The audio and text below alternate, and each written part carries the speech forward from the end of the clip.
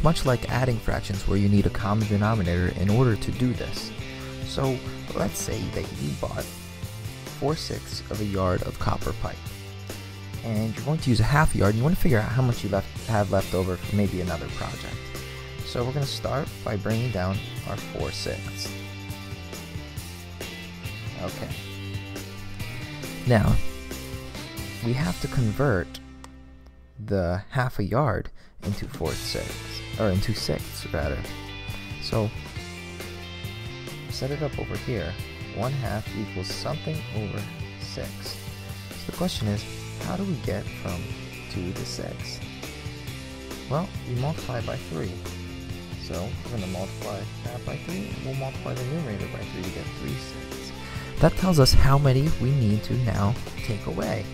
So I'm going to take away 1/6, 2/6, 3/6. So how much piping do I have left? I have 1/6 of a yard.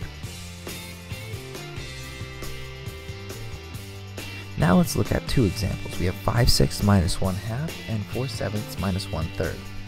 Like I said before, you need to make sure that you have a common denominator first. So we're looking strictly at the denominators. Does the little denominator go into the big one?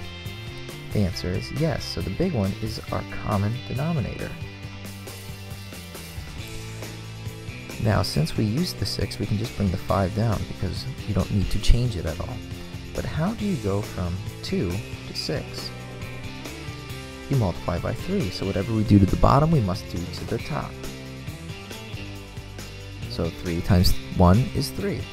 Then, what we do is we drop down our denominator because we never add or subtract them. And now we take 5 minus 3 is 2. Since they are both even numbers, we can reduce by dividing each of them by 2. 2 divided by 2 is 1, and 6 divided by 2 is 3. So our answer is 1/3.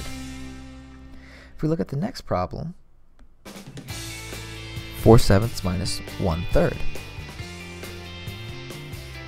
In this problem, we are going to multiply the denominators together. So 7 times 3 is 21. That is going to be our common denominator. So we took 7 times 3 to get 21, so we must take 4 times 3 to get our numerator. 4 times 3 is 12.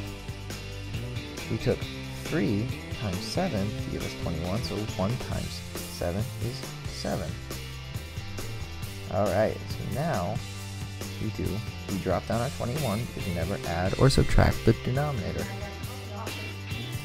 Now we take 12 minus 7, and that's going to give us 5.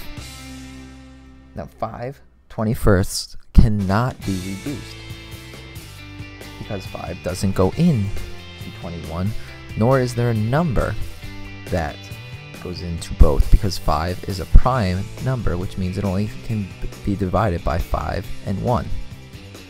Okay, and that is how you subtract fractions.